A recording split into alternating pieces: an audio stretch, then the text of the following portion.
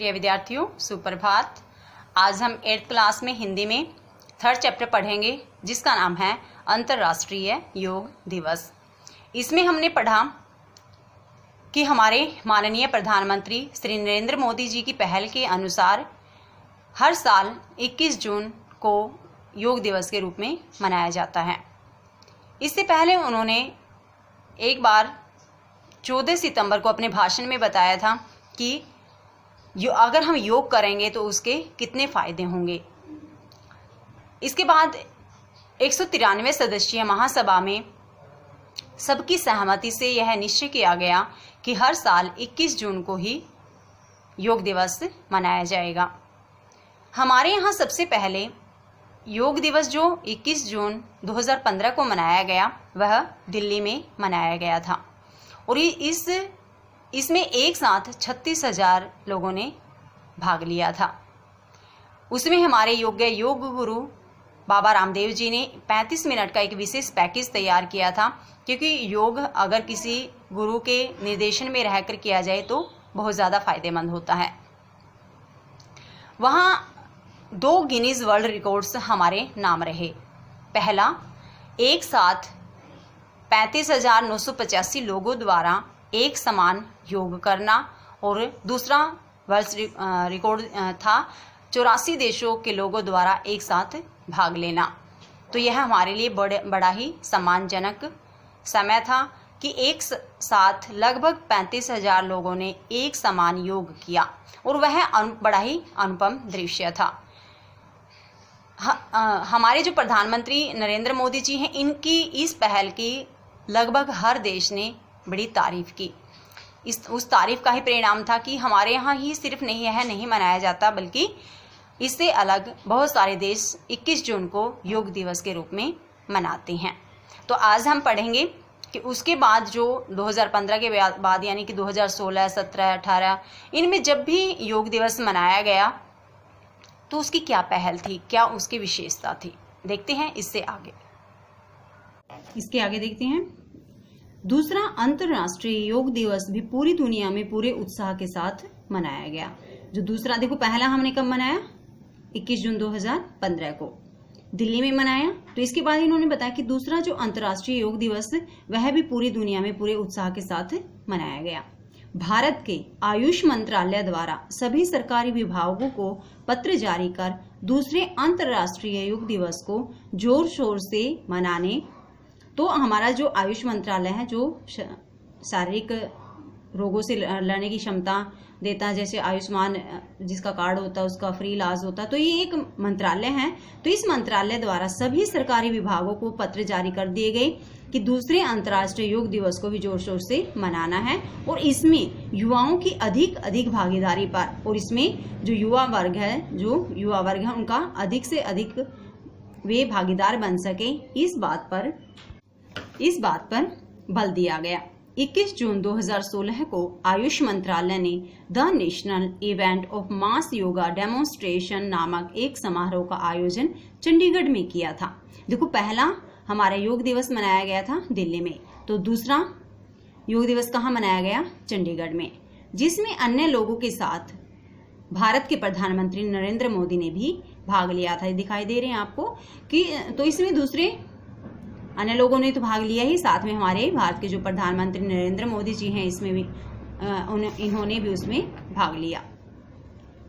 अंतर्राष्ट्रीय योग दिवस 2016 का विषय था। तो बेटे, अब हम जितने भी हम योग दिवस के बारे में पढ़ेंगे उसमें ना हर साल जो अंतर्राष्ट्रीय योग दिवस था उसका कुछ ना कुछ टॉपिक जरूर रखा गया था। तो इसका जो दूसरा योग दिवस था उसका विषय था कनेक्ट द यूथ, यानी जो युवा वर्ग है उनको जोड़ना है। मुख्य समारोह हरियाणा और पंजाब की सम्मिलित राजधानी चंडीगढ़ में आयोजित किया गया। तो दूसरा जो योग दिवस था वह चंडीगढ़ में आयोजित किया गया, जिसमें अन्य गणमान्य लोगों के साथ साथ देश के प्रधानमंत्री ने भी भाग लिया।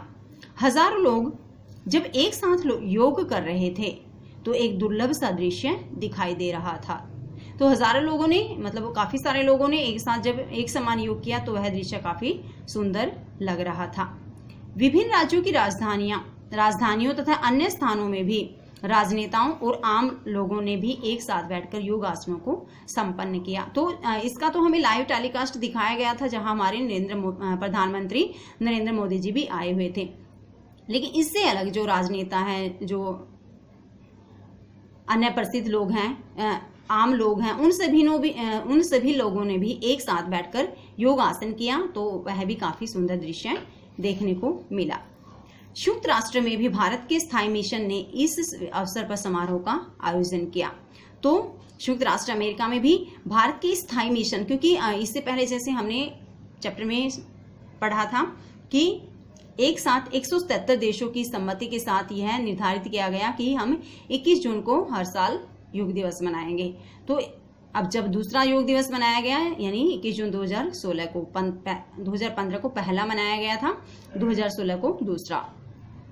तो संयुक्त राष्ट्र में भी भारत के स्थायी मिशन यानी कि जो अंतर्राष्ट्रीय योग दिवस था, इसने इस अवसर पर समारोह का आयोजन किया, जिसमें conversation with yoga masters, yoga for the achievement of sustainable developments goals, यानी कि स्थायी विकास के लिए योग को मुख्य बिंदु माना गया। यानी स्थायी विकास को, यानी कि अगर हम योग करेंगे तो हमारा स्थायी विकास होगा, हमारा शरीर भी स्वस्थ रहेगा और कोई बीमारी हमें नहीं घेर पाएगी।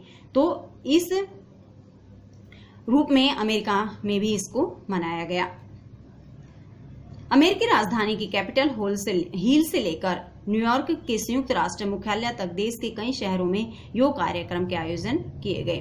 तो अमेरिकी राजधानी यानी न्यूयॉर्क के कैपिटल हिल से लेकर संयुक्त राष्ट्र मुख्यालय तक देश के कई शहरों में अलग अलग जगह पर योग के कार्यक्रम आयोजित किए गए।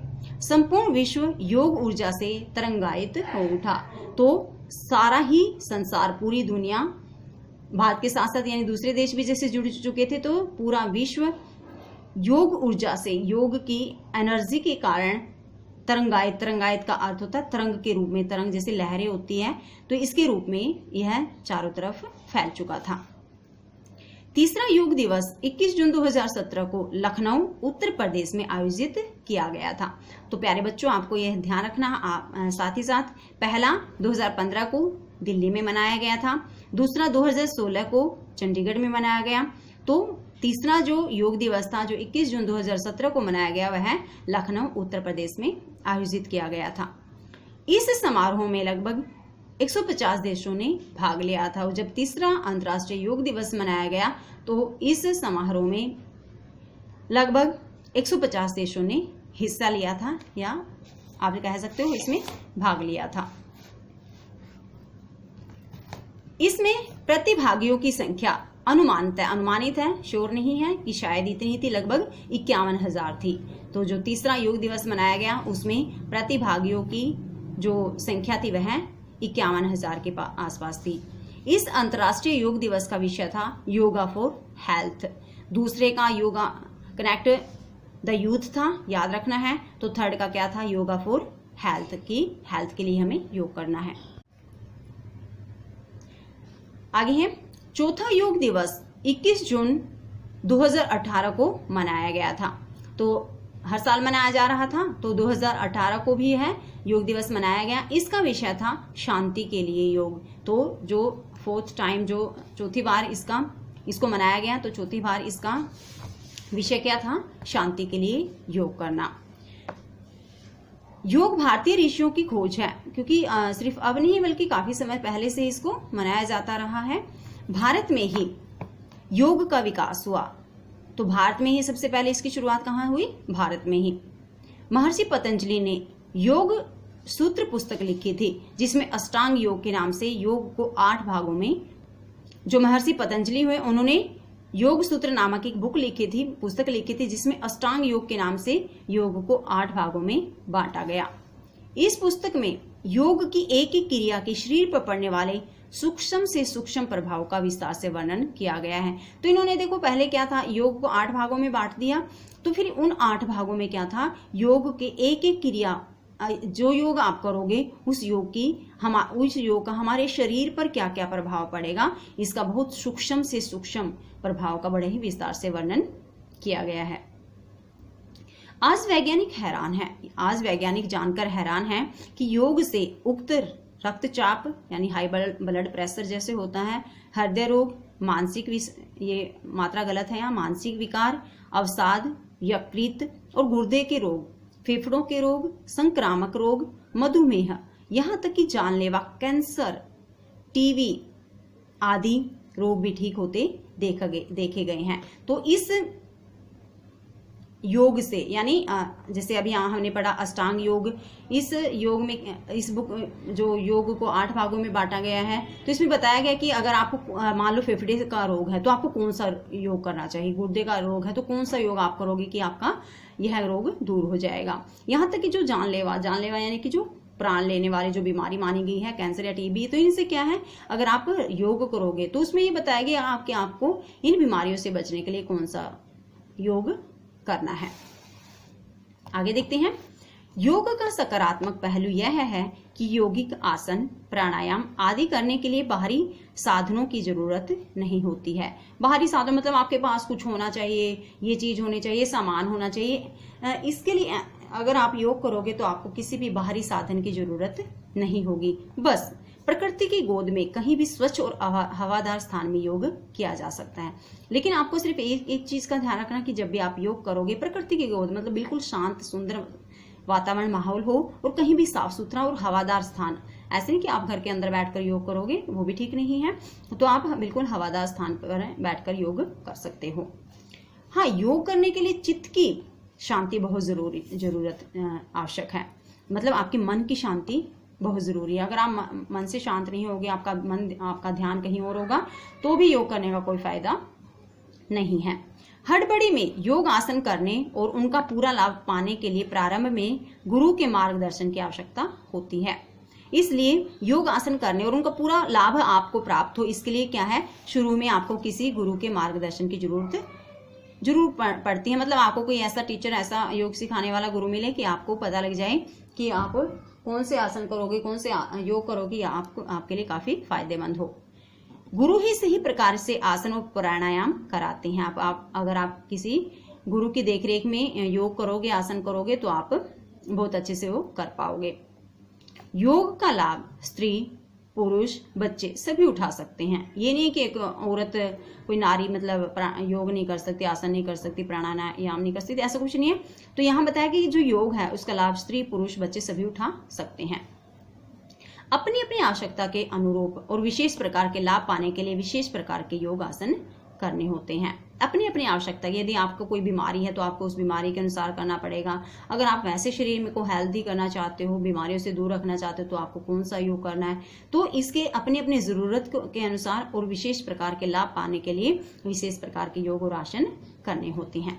जैसे बच्चों की श्रवण शक्ति बढ़ाने के लिए, उनका पढ़ाई में मन लगाने के लिए और बढ़ते शरीर की आवश्यकता के अनुरूप अलग अलग प्रकार के योग आसन करने होते हैं। तो यहाँ बच्चों के बारे में बताया कि जैसे मान लो कोई बच्चा है जिसको कि योग करना होता है, तो बच्चों का मेन इशू क्या होता है कि उनको कोई याद किया हुआ ठीक याद नहीं रहता। तो इससे क्या होगा, कोई ऐसा योग जिससे कि आपके बच्चे की श्रवण शक्ति बढ़ जाए, उसको जो याद किया उसने वह है उसको लंबे समय तक याद रह जाए। उनका पढ़ाई में मन नहीं लगता तो योग करोगे तो पढ़ाई में मन लग जाएगा। और जैसे ही बच्चे का शरीर बढ़ता है तो बढ़ते शरीर के अनुसार उसको किस कैसे कैसे योग की जरूरत है, ये हम उसको बच्चे के अनुसार जो योग शिक्षक होते हैं वे बहुत अच्छे से बता सकते हैं। प्यारे बच्चों, आज हमने पढ़ा कि उसके बाद जब 21 जून 2016 को योग दिवस मनाया गया तो इसका मुख्य विषय था कनेक्ट द यूथ। इसके बाद 21 जून 2017 को जो योग दिवस मनाया गया, अंतर्राष्ट्रीय योग दिवस मनाया गया, उसका मेन जो मुख्य जो विषय था वो था योगा फॉर हेल्थ, यानी हेल्थ के लिए योगा करना। और इसकी सबसे बड़ी विशेषता क्या थी कि इसमें एक साथ लगभग 51,000 लोगों ने हिस्सा लिया था। इसके बाद जब और जो हमारा दूसरा योग दिवस था वह चंडीगढ़ में मनाया गया था, जिसका मुख्य विषय अभी हमने आपको पढ़ाया कनेक्ट द यूथ था। और जो तीसरा हमारा योग दिवस था वह लखनऊ उत्तर प्रदेश में मनाया गया था, जिसमें लगभग 51,000 लोगों ने हिस्सा लिया था। और इसके बाद जो 21 जून 2018 को योग दिवस मनाया गया, उसका मुख्य विषय था शांति के लिए योग। यानी हर साल जो योग दिवस मनाया गया उसका अलग अलग विषय भी रहा, जो हमें याद भी रखना है, जो हमारे काम आएगा। तो इसमें आगे हमें बताया गया कि अगर हम किसी योग्य योग शिक्षक के निर्देशन में रहकर योग करें तो वह हमारी हेल्थ के लिए ज़्यादा ही फायदेमंद है। जैसे स्त्री पुरुष बच्चे अपनी अपनी उम्र के अनुसार, अपनी अपनी आवश्यकता के अनुसार योग कर सकते हैं। अगर किसी को कोई बीमारी है तो वह उस बीमारी को ठीक करने के लिए योग करेगा। जैसे इसमें हमने पढ़ा कि अगर बच्चा कोई योग करता है तो बच्चे योग क्यों करेंगे, मेन मुद्दा उनका क्या रहेगा कि उनको याद किया हुआ याद नहीं रहता ज़्यादा समय तक, या फिर उनका पढ़ाई में मन नहीं लगता, या फिर उनकी जैसे उम्र बढ़ रही है, शरीर का विकास वृद्धि हो रही है, तो उसमें फ़ायदे कैसे हो, तो वह सब करने के लिए हम योग करेंगे। तो प्रिय विद्यार्थियों, आज हमारा गृह कार्य है कि आज हमें इस चैप्टर को बहुत अच्छे से रीड करना है। जैसे कि 2016 में क्या विषय था, कहाँ हुआ, 2017 में क्या था, 2018 में क्या था, मुख्य विषय क्या था, कितने आदमी जुड़े, ये सारी चीज़ें हमें आज बहुत अच्छे से रीड करनी है और साथ ही साथ लर्न भी करनी है। धन्यवाद। आपका दिन शुभ हो।